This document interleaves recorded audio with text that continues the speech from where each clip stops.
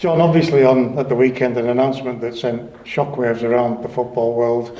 Yeah. Was it the way that the AFL wanted to do it? And I suppose importantly, did the AFL board know that it was coming? Yeah, two good questions really, Andy. Was it the way they wanted to do it? I'm sure it wasn't, because these discussions have been going on for some considerable time, and they started pre-COVID, and so it was always a remit of the chair because he's in the right position to tackle people, the chair of the FA, the Premier League, and the people that count. But was it the way they wanted it to come out? No, because it came out rather quickly on Saturday, I think, and we were all involved pretty much on Sunday. And so looking at the big picture, no, it didn't come out that way, the way it was expected. It's been rushed a bit at the end. All of the clubs are meeting today. We've all had a briefing. Obviously, I was briefed on Sunday. We've all had a briefing, and all of the clubs are meeting today. Probably even now, the Championship's meeting, and then League One this afternoon and League Two this afternoon, and then we meet later on this week to look at finance. So, in terms of the proposal itself, then the fact that it's come out this way, is it ready? Is it formatted as you wanted it to be? It's probably not at the level of detail that we probably would have liked to have been at. But look, let's be honest, the situation in the Football League, and if you look at 2 or 3 different aspects of it, first of all, I think it's 2022 to 2024, there are going to be 3 levels of European competition. There's going to be the Champions League, there's going to be the Europa League, and then there's going to be the European Conference. So more clubs are going to be playing in Europe. So that was going to cause a problem to the calendar, initially, so you can understand why you need less in, say, the Premier League, because they're the ones the team's going to be there. And then if you listen to the general public and the fans in particular, they've been saying for years, listen, there's too much money going to players, there's too much money going to agents, the Premier League is spending too much, etc. You listen to the media, you guys, or the television, all the other guys, and they're saying exactly the same. The reason that football can't survive well is there's too much money going to the top and not to the bottom. And then you talk to the clubs, and you're talking to the clubs at the bottom of the pyramid, and I am, and they're just saying exactly the same thing. There's too much money going to the top and not getting down. So this debate had to take place. It was always been a situation where, when we interviewed for chairman, and I was there at all the interviews for chairman, it's a thing that we discussed with everybody that was a candidate. This is the big issue that at some stage in the future we've got to tackle. The public want it tackled, and the fans, the media think it's wrong, the clubs think it's wrong. If English football's going to survive, then we've got to do something to get more to the base of the pyramid to be able to prop up the top end. So this was going to happen, and what's happened with the big picture is it's a bit faster than we would have liked it, but it's now got out to the debate. It'll not end up the way it's proposed at this point in time, but it's a direction of travel that's absolutely vital. So is this a proposal that Rick brought to that interview? I think it was just over a year ago, wasn't it? Did he bring this big picture out? No. I mean, he knew that the distribution of wealth, I mean, look, the thing, it isn't something that the Premier League haven't done anything wrong. The Premier League started in 1992, and it's gradually evolved that the money has seeped into the top and not got down. And they've tried to put some down at the bottom, to be fair to them. But it's seeped into the top, and it's gradually evolved that more and more got stuck at the top, and it's ended up in people's pockets, in agents' pockets, and that's what's upset a lot of people. So we've got to get that into the English game, and when it comes through League One and League Two, it's got to get into the grassroots, which is down in the National League and that sort of thing. So, you know, Rick and any other chair was aware of that. But when Rick came in, Rick had 2 priorities. At the time, we had no CEO and we had no chair. His first priority was to get a CEO. And he did that, and damn me if yesterday he didn't leave us as well. So, but he's got another 6 months, and he's done a great job so far. He's got personal circumstances that he's finding it difficult. And I can understand that, but he's done a good job. He's done a good job of leadership. He's done a good job with the executive, and the clubs and the fans like him. So we've got to build on that, and we've got to appoint another new CEO. So. Having mentioned David just there, John, I might as well ask you that question now, because obviously the accusation will come that the timing of the weekend announcement, David announcing this now, he must have known, the board must have known that him announcing it now wouldn't look great. Yeah. But I take it that this isn't connected. It isn't connected because this has been a discussion that has been having with Rick Parry for some weeks.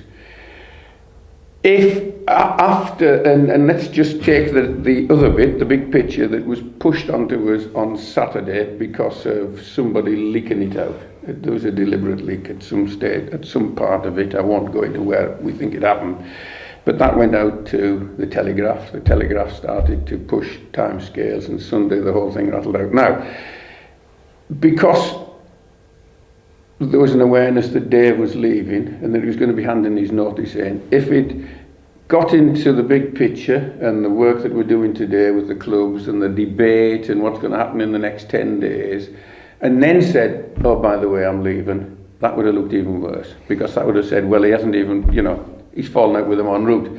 So to state now, by the way, I'm leaving because I'd decided some weeks ago I was going to leave, it's probably as well to come out yesterday, and then that's kind of done and dusted. He's here for 6 months, as I say, so, you know, he'll play a great part in it. I've seen it firsthand. David comes into all of our meetings with the communications or marketing or whatever. He's there. He's been interested, genuinely wants to listen. Yeah. You've got a job on to replace him. Big job. I mean, Sean Harvey was good, to be fair to Sean. And Sean tried to do this, not the big picture. Sean tried to change the way that football finance went. In fact, I've got it on my laptop. It's called Project Genie. Don't let it out the bottle, he said, because we were going to do the distribution model in a different way. In fact, we're going to freeze it at roughly where it is now, which is about 1812 or something like that. That's roughly where we are in Championship, League 1, League 2 now, in total overall distribution. And he was trying to do something. So it isn't something that's new. Everybody knows that this problem needs to be tackled, and if you go back and you ask the fans, and you will do on the website, ask the fans, they'll say, yeah, we've been saying for years this has been wrong. Somebody's needed to tackle it. Let's just hope we can make progress, because the ball's been kicked off. You've pretty much dealt with this, but the other accusation that started to rumble was that this was one man's vision. This is Rick Parry who's dealt with the Premier League. He's pretty much excluded you and the board. Is that the case, or has this proposal been discussed at board level for a while? Right, I mean, there's, he hasn't, the answer to that is yes and no, because there's not a straight and clear answer to that. All the things that we've been saying at all the board meetings and during his interviews is all kind of rolled up. He knows the way that all the board members feel that we've got to get this thing done. And we also know that he has got the autonomy to go off and talk to the FA and the Premier League, and he doesn't need us, he needs to bring it back. So what started to emerge is not his idea. You've got to remember that Rick was involved with the Premier League, some clubs, and more than just two.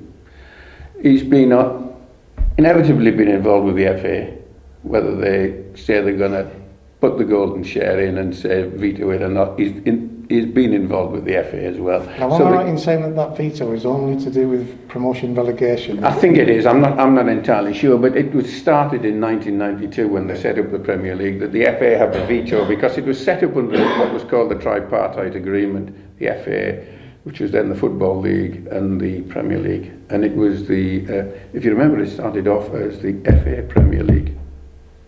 And in fact, they dropped the FA part of it, God knows when, but it wasn't many years into it, but it did start off as the FA Premier League. So, yeah, that was all put together at that point. Has this left Rick with uncomfortable questions to be asked and answered by yourselves as a board? Well, yes and no. I mean, look, I was like everybody else, a bit taken aback on Sunday, very taken aback on Sunday, and when I thought, yeah, we've had a great weekend, we beat Port Vale away, I never expected that, and I was actually relaxing watching the Formula One, which I love doing, and I kind of couldn't believe the messages that were coming in, and I spent a long half hour on the phone with the chairman on Sunday night, 9 o'clock at night, and I suppose really from that point onwards I was more fully on the pitch than I'd been up to that point in time.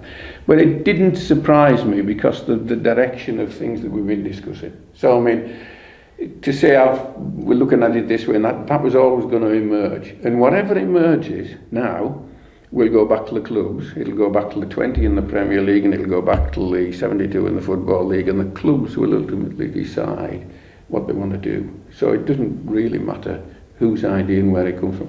Ultimately it'll be the clubs that'll decide which way we go forward. Your League 2 rep, your 24 clubs, how did they respond on Sunday? Were they angry? I think they were taken aback by the speed of it, because they know we're trying to find rescue packages for them, and they thought that this was probably, it sounds like a good idea. Most of them have been pretty positive, to be honest. Most of them have been pretty positive. But I don't think that this is the short-term rescue package. I think this is more medium and long-term, and that's my personal opinion. I think that the short-term package we've got to get put together before the end of October. You did mention that. You mentioned Armageddon and crisis, and it could come as early as next week for some clubs. Yeah. Does this affect that 250 million that you've been looking for? We've been looking for the 250 million. Look, initially we've got there are a certain number of clubs. It's been reported in the press this morning, so I'm not leaking anything that was said at board last week. There's probably 6 or 7 clubs who are really near the edge at tipping point, and that'll be either October wages or the end of October.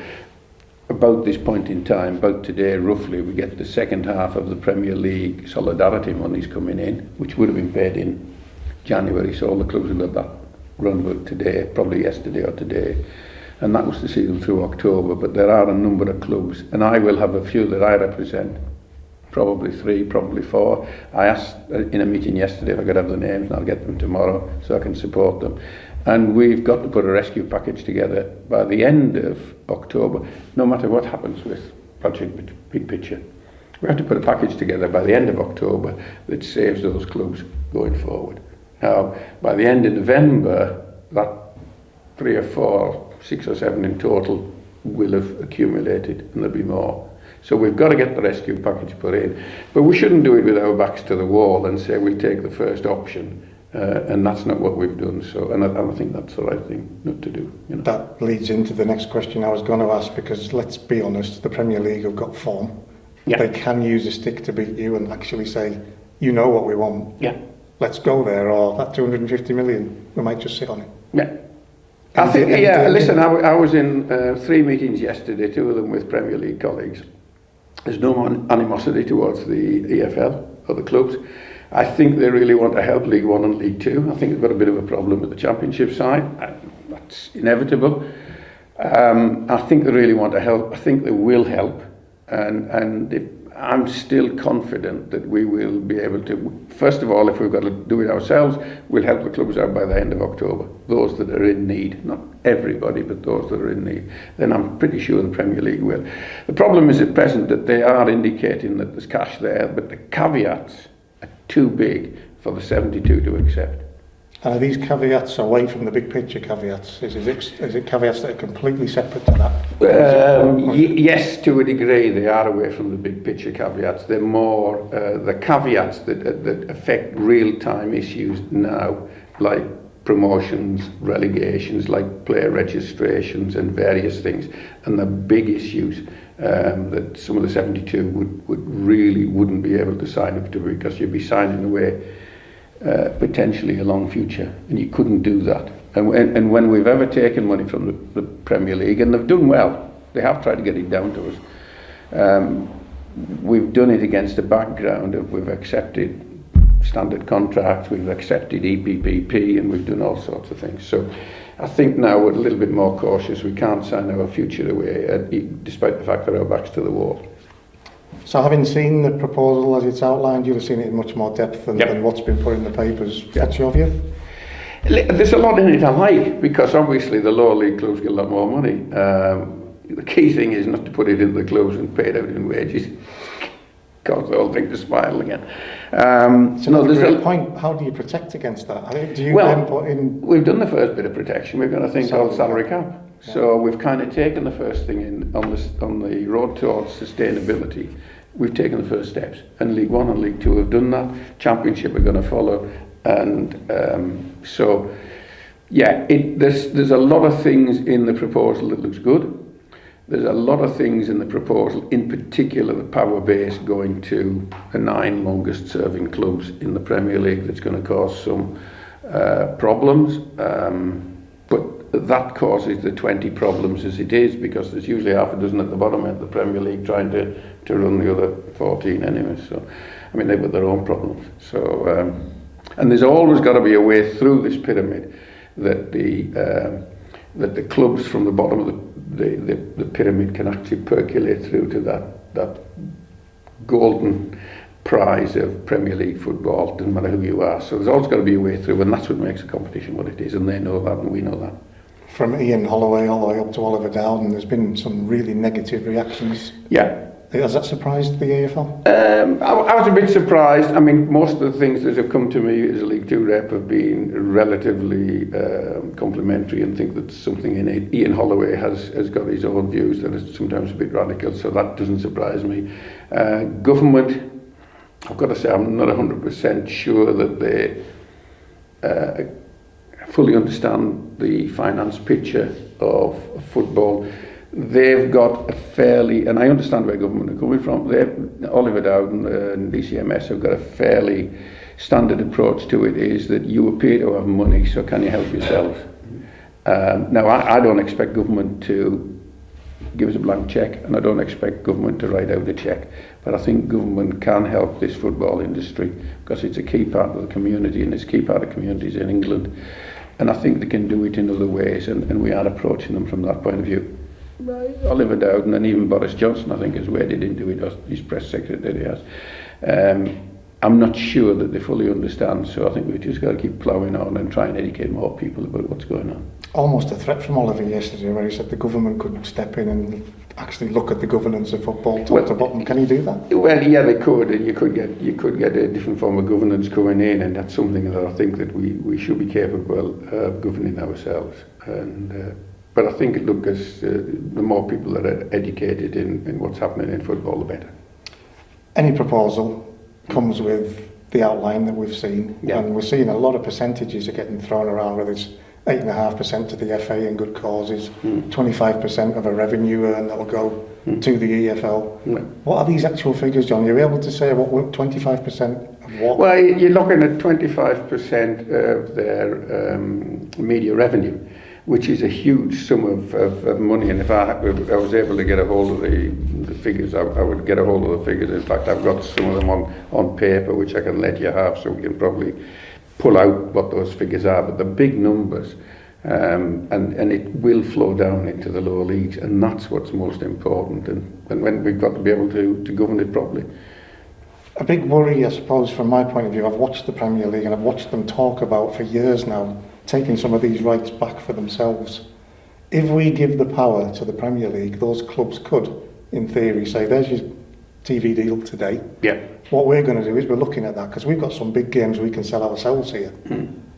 Yeah, look, to stop that. Well, there isn't anything unless you put together, when you do the whole package, you've got to put in the caveats and you've got to put in the controls that make sure that you have vetoes as well that would stop certain things happening. So when you agree to these sort of things, you've got to make sure that you put the vetoes in, but that's all to play for. It isn't like we'll just take what you offer. That's where it is. They are going to be selling more packages into Europe, into a bigger market, so that the face of the TV deals will start to change. When you get into this, the European Conference, a lot more clubs on a lot more countries will be playing football. So, well, as long as we've got the caveats, and as long as we've got ways that we can veto anything that might be detrimental to the EFL, we need to secure for as long as possible funding streams that would come down to the lower leagues, and they build up from the bottom, because we are then feeding the players into the Championship and up into the Premier League, as you've seen from the England teams of late. And you're seeing it coming through even from Carlisle. Our youth setups now, EPPP was never popular in 2012, 2013 when we put it in. But it's yielding things. You look at the success at the England level with the youth teams going through to the England teams, and you look at the success that we've had, you look at the success that Exeter's had selling players and this sort of thing. We would have loved to have kept a lot of our younger players.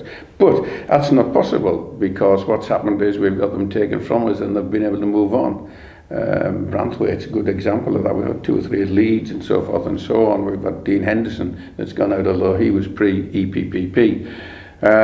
So we have it is feeding into the game, and the game is better for systems that have been put in.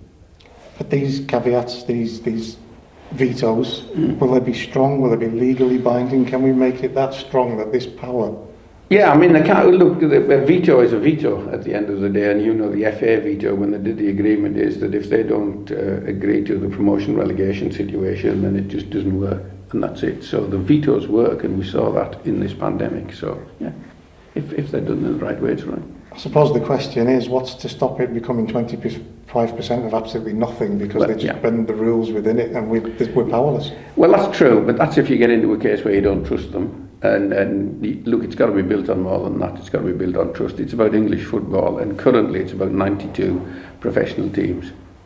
Currently, 20 and 72. They're talking about 18. It might be 74. There's no reason to think it's only going to stay at 72. It might be that you could bring another league in. It might be that we might adopt the 3 up, 3 down, all the way across the leagues. Why not? Why not in League Two as well? You know, we can look at all sorts. So it's an open. The fact is that they've kicked the ball off. So let's get going. And this afternoon we'll see what League Two say officially. Whatever words have been used, whether it's power grab or money grab or wherever. Yeah. Again, I suppose the basic question is: does the AFL get more money out of this big picture proposal? Very definitely, because it means that we're not going to do deals on our own in isolation to the Premier League and so forth. We're going to do a deal that is for football in England. So it should be, it should give us more buying power. Another thing that caused real concerns with the AFL clubs is it appears that the proposal is the AFL saying we're willing to sacrifice 2 clubs to restructure this. It doesn't actually say that. It just says that these are what's going to be discussed. I mean, it's quite easy for us to say in League Two, and you know what, we'd like to operate with 26 clubs in League Two. Well, it might not, but they could do that just as easily. So the wording on the restructure to 90 clubs? They're sticking it at 92. It's not there, it's not in stone. As I said very much earlier, this is a document that we can now start talking about. And the clubs will shape where the document finish up, and the clubs will vote on it at the end of the day. And I would imagine your League Two clubs, if it was to be giving away 2 more places in the Football League to get this shape that's been talked about now, there'd be a real backlash towards yourself and the AFL board. I don't know. I think they think about it hard. The problem with cash is that when you get cash, people think differently. And I think they just need to discuss and see what they really felt was the right shape of the league for going forward. So, yeah, I wouldn't speculate on that at all. Carabao Cup, John, the AFL Cup, that's been something that the AFL have lauded for many years. It looks like, again, we're going to be happy to give that away? I don't think it's, no, I wouldn't say anybody's happy to give it away. In fact, it's a key part and it's a key game to get into Europe as it stands. But the emergence of this European conference and the fact that it's dropped down a level into the is it dropping down into the conference level from the Europa League? You know, you've got to relook at it, and you've got to look at it as well in view of the fact that there's a lot of games to be played. And they're struggling at present. They've cut out replays in the FA Cup in the later rounds. As you know, that's happening now. We've cut out replays in the Carabao Cup this year because it's had to be concentrated into a smaller time frame. So it's in the mix to be looked at, like the Community Shield. So it's just in the mix. How much money would we lose? I mean, it is a big revenue earner, the Carabao Cup. Big revenue. It's a big revenue earner for the Football League. I'm not sure the total amount, but it is a big revenue earner because in the end of the day, it's the Premier League clubs that go through usually and go to the end of it all. So it is a big revenue earner, yeah. So it would need to be compensated for, and there would need to be a make way if it wasn't there. But look, it's all to be discussed. I mean, you have answered this one on the 20-18 for the Premier League. It does cascade down somehow. Yeah. Have there been any talks on how that might happen? Is there a formula? Or is it literally the bottom 4 would go in the situation where we are reducing all the way down by 2 teams? No, it hasn't even been discussed. It hasn't even been discussed, so it's just open for us to decide how we would shape the leagues, and the clubs will decide. And again, you've already discussed this, but just to clarify, the added muscle that would go to particularly 6 or 9 clubs at that top level, is there any? Is that a real alarm bell ringing? Well, it doesn't ring so much of an alarm bell for me, or probably for the English EFL. It probably rings more of an issue in the Premier League. But the clubs that you're talking, these are the 9. I understand the proposal is these are the 9 clubs that have been in the Premier League the longest, so therefore feel that they probably need to have the biggest say. And so you're looking at the Man United and Liverpool and Tottenham and all well-run clubs and all clubs with good systems in them and all key parts of English football. So I don't know, it's just how they're perceived. And some sides, as you say, it's perceived as a money-grabbing situation. On the other side, they do know the game, they know the game internationally, they know the game from a domestic point of view. And if there's a trust there, then we've just got to build on that. Again, I suppose, being cynical, if they reduce by 2 teams, and the parachute payments go. Yeah, well, that gives it a much even float going into Championship. I agree with that. It's more of a line of a league, isn't it? Yeah. But I suppose the cynical side is that the cash that they save, they don't pay 2 shares, so there's that money. Yeah. They don't pay the parachute payments. Yeah. You've got a big chunk here all of a sudden. Yeah. That becomes the 25%. They're not actually giving us... Well, I don't know. I'm not seeing the absolute detail, and until we actually get into the detail, we won't do that. But yeah, of course, it frees up a lot of cash that will ultimately fall down into the lower levels. Yeah.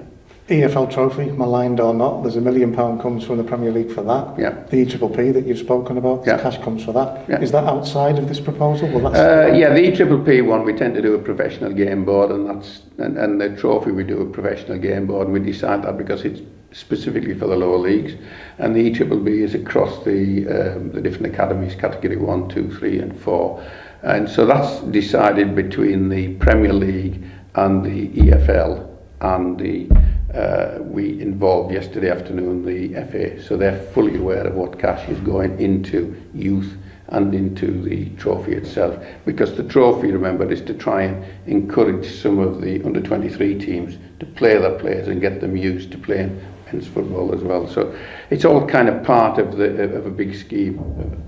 I hate to use the word a big picture before we got the big picture. So the meetings that are taking place this week, is this where we'll start to see this proposal chopped away, moulded and finalised? You'll see this afternoon for an hour the League 2 clubs, now Championship, then League 1, League 2, they will say this is what we think.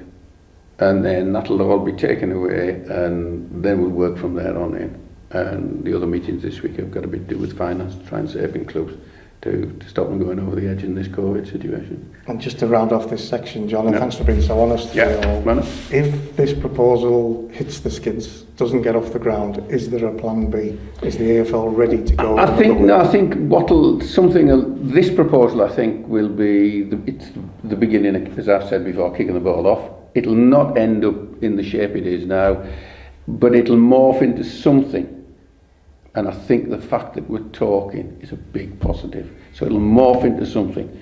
Do we need a plan B? Well, if you don't do that, we're going to do that. No, what you want to do is to try and get as much as you possibly can that you can all get agreement on to move forward to make the English game sustainable. So it will morph into something. Yeah, very confident. And just to add to what's been a complicated week, EWM, massive announcement. Yeah. How does that affect Carlisle United football? Oh dear, yeah, I thought that would happen. I couldn't believe it, really. And look, exactly where I was 2 weeks ago with EWM. They've got a company, I think, called FRP, who are looking at the business. Inevitable that a high street unit with 1,100 shops and 20,000+ employees, and the high street has changed beyond all recognition. I'll give you an example. I've only been in the town centre in Carlisle 4 times since February, so I mean, and I can see from shops boarded up and not open, things have changed. So it was inevitable with a retail business like that, they were going to say, what are we going to do? And with a second wave of coronavirus taking place, they will let us know if anything affects Carlisle United. But I've had contact with them on Friday, I've had contact with them yesterday. So in the last 2 working days, Friday and Monday, I've had contact, and that message is reinforced, and it's exactly the same. If there's anything that ultimately affects Carlisle United, then we will know about it. And once we know about it, then we will be able to do something about it, if it has a real effect on us, or it just might have no effect at all. We know we've got a loan commercial agreement. We know there's charges on the ground, and we know that the people are guaranteeing certain things along the way. Is there any danger at all that the administrators could look at that package and say that needs to be dealt with? Well, I'm not even sure at this stage that they're in administration. I think they just posted last week intent to probably go into administration, and FRP are looking at that, and that might happen. And that all comes because probably the government furlough scheme's coming to an end, and so forth and so on. So when that happens, we'll know. But believe you me, the directors of this club will be able to cope with whatever is given to us out of that. Should it be positive or negative, we will be able to cope with it. We're in a much better place from a Carlisle United point of view than we were 3 or 4 years ago. 3 or 4 years ago, EWM came in and they helped us when we were in real need. And we were in real need. And at that time, we had to do 2 or 3 things. They helped us financially. That got us moving forward. We had to reduce costs substantially, and we did that, so we were in a much better place. We always invested in the academy, and we said many times we wanted all our kids to come through that way. We wanted to make the team that way. In fact, that's paid off because some of them have moved on, so that's given us a bonus. So Carlisle United, thanks to starting with EWM, reducing the base, the cost base, we're fitter now than we've been for some years, and we're in a position where it's going to be lumpy going ahead, and we couldn't go on forever, but we can ride the bumps of this COVID for a period of time. We're in a much better place than a lot of clubs in League Two, and so EWM have helped with that. So, you know, we're not in a bad place at all, honestly, I can assure you. And you dealt with this last time, but it's a good way to round off the frustration, I think, for you guys, the club's owners, has been the succession part of it. Yeah. Because you're fully aware that something needs to happen in terms of going forward. Yeah. I suppose this just is another frustrating part of it. Well, it is, yeah, it is to a degree, because we're all getting older.